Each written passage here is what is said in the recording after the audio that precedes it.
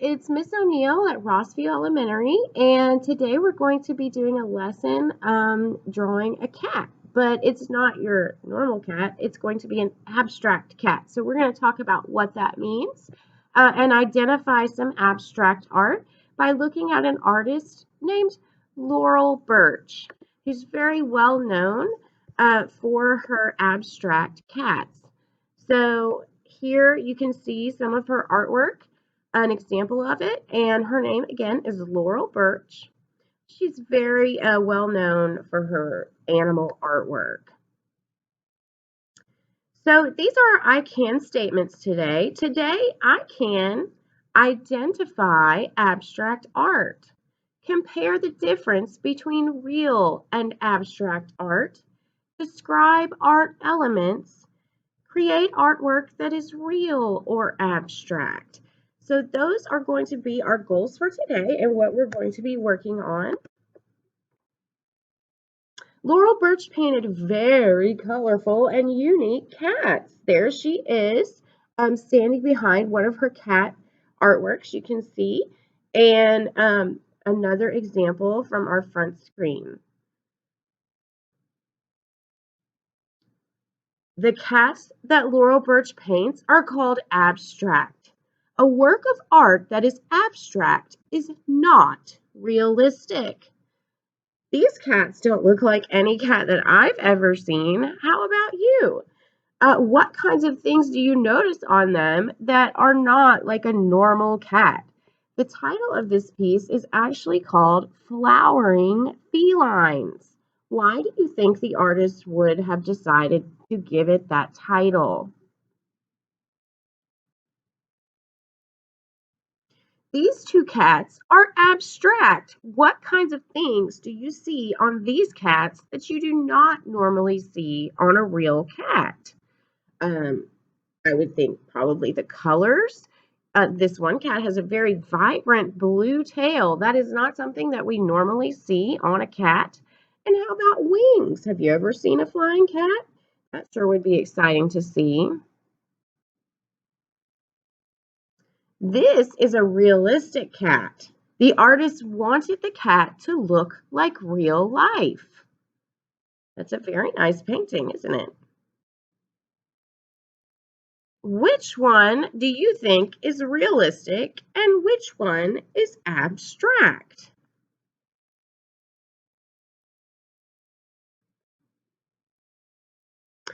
Abstract art uses the art elements like lines, shapes, and colors.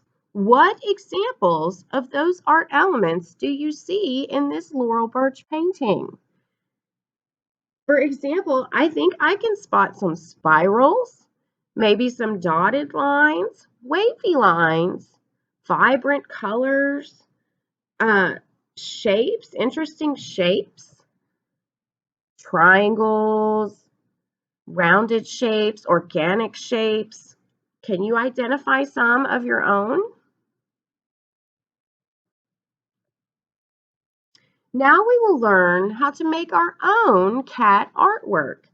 And you may choose if you want to make your cat look real or abstract by the colors and the patterns and the designs that you add to your cat. Now you can identify abstract art, compare the difference between real and abstract art, describe art elements, create artwork that is real or abstract. And that is what we are going to work on now, boys and girls.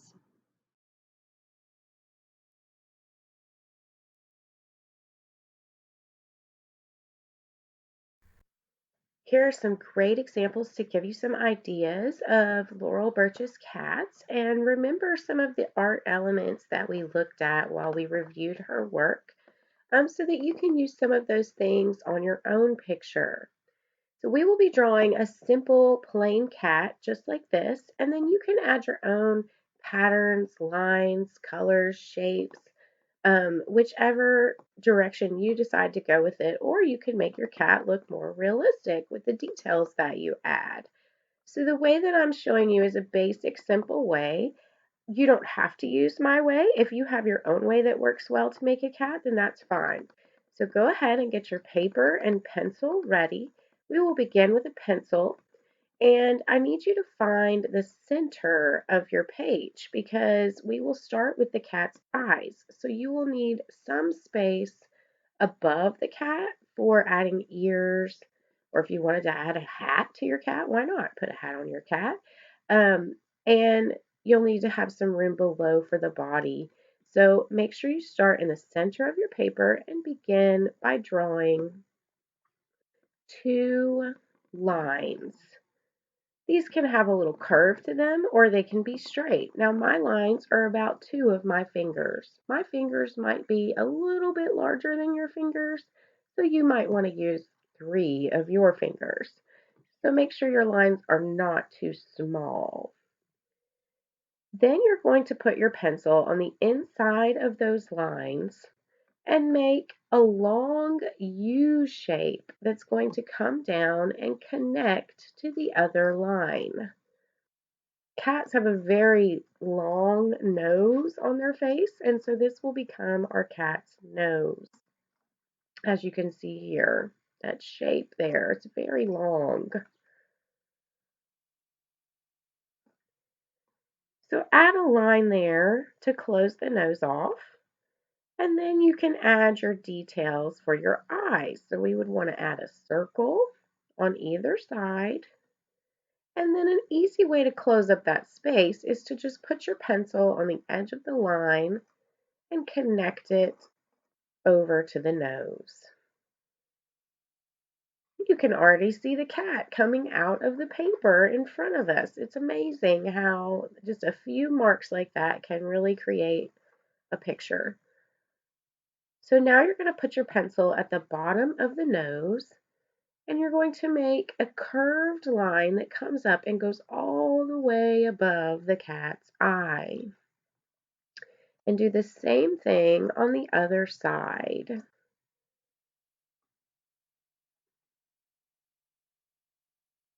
Go all the way up there. Now we're going to finish up the cat. So now you're going to take your pencil and go below the 2 curved lines and create a chin for your cat. And then go back up to the top and we're going to add a triangle by making 2 diagonal lines that come down towards the eye. Then make a line to close that space. You can add some triangles inside your ear space. And of course, all cats need whiskers.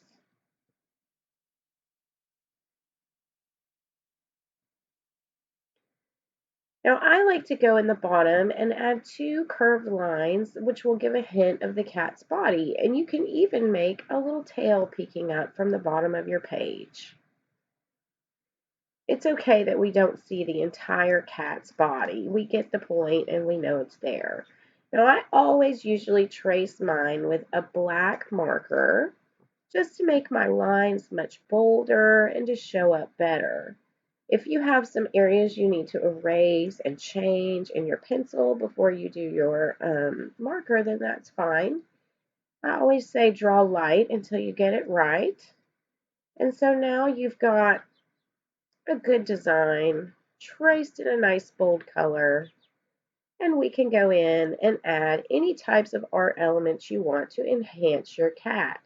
Or if you would like to keep your cat realistic and use realistic colors and details, that's okay too. That's the great thing about art is making your own choices for your own work to make it your own. So you don't have to make them as colorful and extreme as these abstract cats, but these are some great ideas if you want to use some of these to do your decorations. Remember to use different types of shapes, different types of lines, different types of colors. And I hope you've enjoyed drawing a cat today.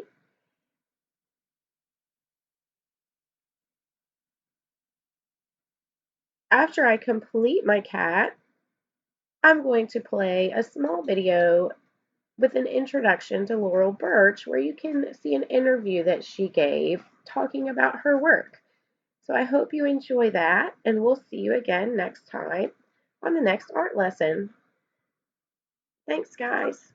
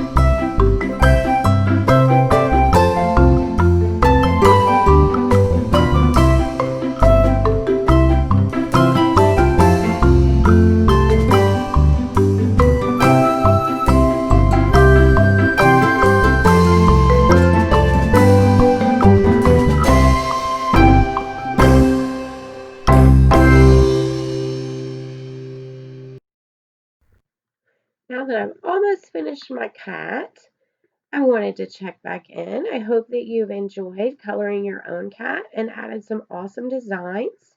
When you finish your cat today, please feel free to post it on your Seesaw board so that I can check out what kind of work you've done.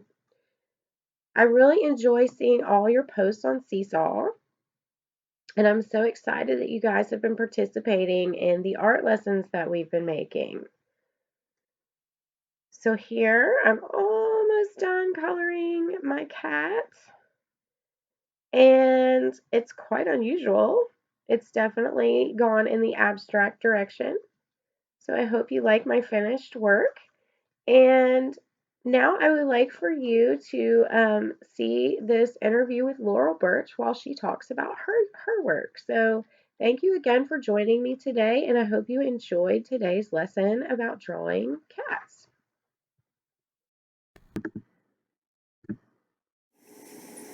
How does it make you feel when you see your work out in the world and on people?